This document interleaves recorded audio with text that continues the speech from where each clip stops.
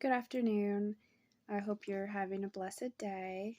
Today I will be continuing to read from the book of Matthew in the New International Version of the Holy Bible. At that time, Jesus went through the grain fields on the Sabbath. His disciples were hungry and began to pick some heads of grain and eat them. When the Pharisees saw this, they said to him, "Look, your disciples are doing what is unlawful on the Sabbath." He answered, "Haven't you read what David did when he and his companions were hungry? He entered the house of God, and he and his companions ate the consecrated bread, which was not lawful for them to do, but only for the priests. Or haven't you read in the law that the priests on Sabbath duty in the temple desecrate the Sabbath and yet are innocent? I tell you that something greater than the temple is here. If you had known that these words mean, 'I desire mercy, not sacrifice,' you would not have condemned the innocent. For the Son of Man is Lord of the Sabbath." Going on from that place, he went into their synagogue, and a man with a shriveled hand was there. Looking for a reason to bring charges against Jesus, they asked him, "Is it lawful to heal on the Sabbath?" He said to them, "If any of you has a sheep and it falls into a pit on the Sabbath, will you not take hold of it and lift it out? How much more valuable is a person than a sheep?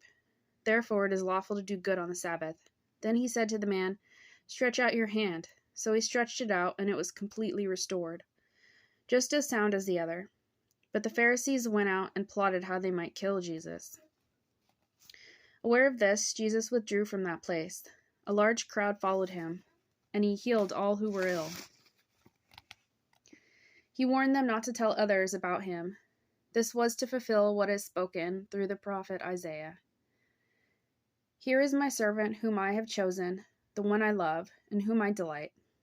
I will put my spirit on him, and he will proclaim justice to the nations.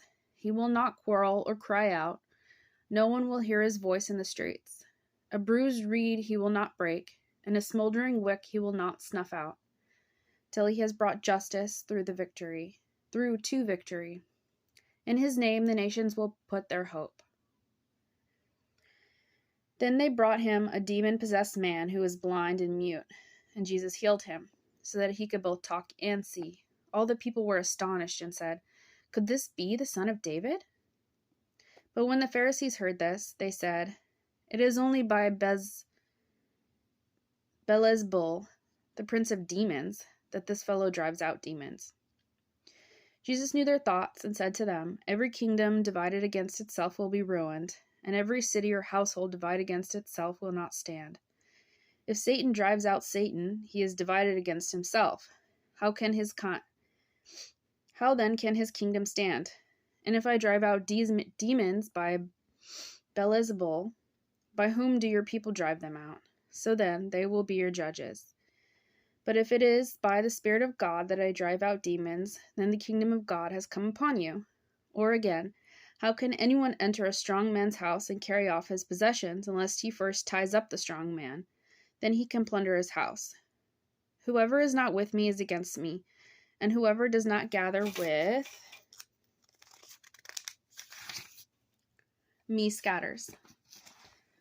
And so I tell you, every kind of sin and slander can be forgiven, but blasphemy against the Spirit will not be forgiven. Anyone who speaks a word against the Son of Man will be forgiven, but anyone who speaks against the Holy Spirit will not be forgiven, either in this age or in the age to come. Make a tree good, and its fruit will be good, or make a tree bad, and its fruit will be bad, for a tree is recognized by its fruit. You brood of vipers, how can you who are evil say anything good? For the mouth speaks what the heart is full of. A good man brings good things out of the good stored up in him, and an evil man brings evil things out of the evil stored up in him. But I tell you that everyone will have to give account on the day of judgment for every empty word they have spoken. For by your words you will be acquitted, and by your words you will be condemned." Then some of the Pharisees and teachers of the law said to him, "Teacher, we want to see a sign from you." He answered, "A wicked and adulterous generation asks for a sign, but none will be given it except a sign of the prophet Jonah. For as Jonah was 3 days and 3 nights in the belly of a huge fish, so the Son of Man will be 3 days and 3 nights in the heart of the earth. The men of Nineveh will stand up at the judgment with this generation and condemn it, for they repented at the preaching of Jonah, and now something greater than Jonah is here.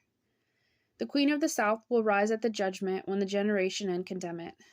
The queen of the south will rise at the judgment with this generation and condemn it, for she came from the ends of the earth to listen to Solomon's wisdom, and now something greater than Solomon is here.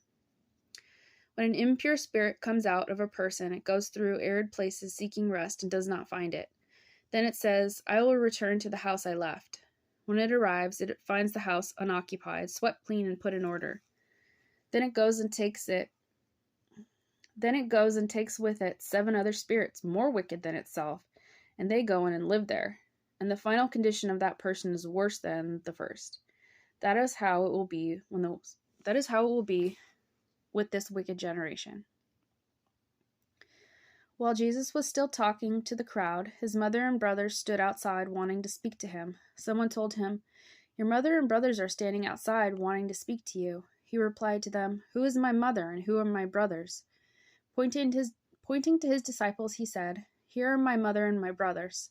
So whoever does the will of my Father in heaven is my brother and my sister and mother. How beautiful is that?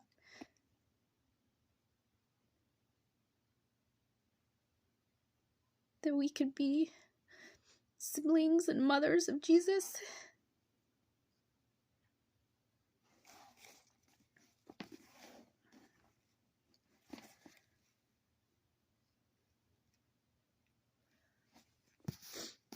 Does anyone else get all caught up reading the word?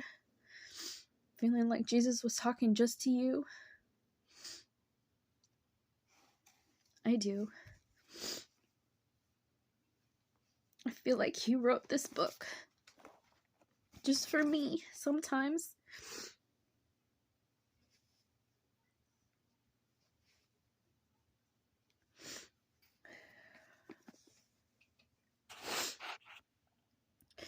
That same day, Jesus went out of the house and sat by the lake. Such large crowds gathered around him that he got into a boat and sat in it, while all the people stood on the shore. He then told them many things in parables, saying, A farmer went out to sow his seed. As he was scattering the seed, some fell along the path, and the birds came and ate it up. Some fell on rocky places, where it did not have much soil. It sprang up quickly because the soil was shallow, but when the sun came up, the plants were scorched, and they withered because they had no root. Other seeds fell among thorns, which grew up and choked the plants. Still other seeds fell on good soil, where it produced a crop, 100, 60, or 30 times what was sown. Whatever has ears, let them hear. The disciples came to him and asked, Why do you speak to the people in parables? He replied, Because the knowledge of the secrets of the kingdom of heaven has been given to you, but not to them. Whoever has will to be given more, and they will have an abundance. Whoever does not have, even what they have, will be taken from them. This is why I speak to them in parables.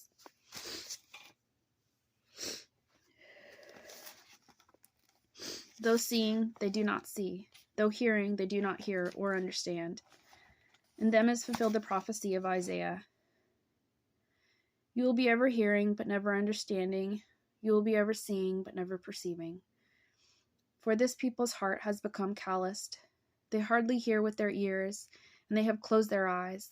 Otherwise they might see with their eyes, hear with their ears, understand with their hearts, and turn, and I would heal them.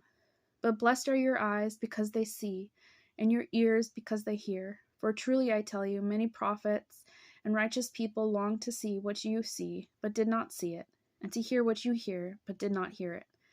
Listen then to what the parable of the sower means. When anyone hears the message about the kingdom and does not understand it, the evil one comes and snatches away what has been sown in their heart.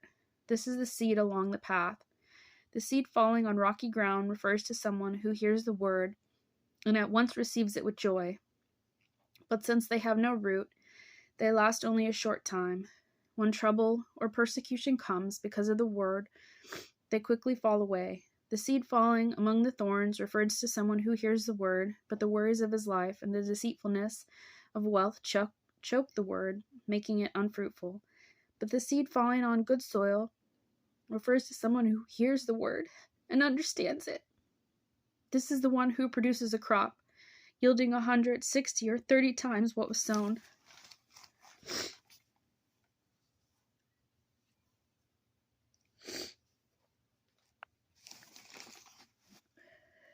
It's a good lesson right there. I'll have to reread that. I'm not sure that I got it all in the first go. Should we read it again? Let's read it again.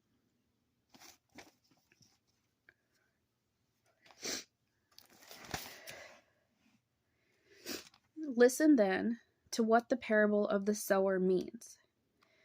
When anyone hears the message about the kingdom and does not understand it, the evil one comes and snatches away what is sown in their heart. This is the seed sown along the path. The seed falling on rocky ground refers to someone who hears the word and at once receives it with joy. But since they have no root, they last only a short time. When trouble or persecution comes because of the word, they quickly fall away. The seed falling among the thorns refers to someone who hears the word, but the worries of his life and the deceitfulness of his heart choke the word, making it unfruitful. But the seed falling on good soil refers to someone who hears the word and understands it. This is the one who produces a crop, yielding 100, 60, or 30 times what was sown. Jesus told them another parable. The kingdom of heaven is like a man who sowed good seed in his field. But while everyone was sleeping, his enemy came and sowed seeds along the wheat and went away. When the wheat sprouted and formed heads, then the weeds also appeared. The owner's servants came to him and said, "Sir, didn't you sow good seeds in your field? Where then did the weeds come from?" An enemy did this, he replied. The servants asked him, "Do you want us to go and pull them up?" "No," he answered, "because while you are pulling the weeds, you may uproot the wheat with them. Let both grow together until the harvest. At that time I will tell the harvesters, first collect the weeds and tie them in bundles to be burned, then gather the wheat and bring them to my barn." He told them another parable. The kingdom of heaven is like a mustard seed, which a man took and planted in his field. Though it is the smallest of all seeds, yet when it grows, it is the largest of the garden plants and becomes a tree, so that the birds come and perch in its branches. He told them still another parable. The kingdom of heaven is like a yeast that a woman took and mixed into about 60 pounds of flour until it worked all through the dough. Jesus spoke all these things to the crowd in parables. He did not say anything to them without using a parable. So was fulfilled what was spoken through the prophet. "I will open my mouth in parables. I will utter things hidden since the creation of the world." Then he left the crowd and went into the house. His disciples came to him and said, "Explain to us the parable of the weeds in the field." He answered, "The one who sowed the good seed is the Son of Man. The field is the word, and the good seed stands for the people of the kingdom. The weeds are the people of the evil one, and the enemy who sows them is the devil. The harvest is the end of the age, and the harvesters are angels. As the weeds are pulled up and burned in the fire, so it will be at the end of the age. The Son of Man will send out his angels, and they will weed out of his kingdom everything that causes sin and all who do evil. They will throw them into the blazing furnace, where there will be weeping and gnashing of teeth. Then the righteous will shine like the sun in the kingdom of their Father. Whoever has ears, let them hear."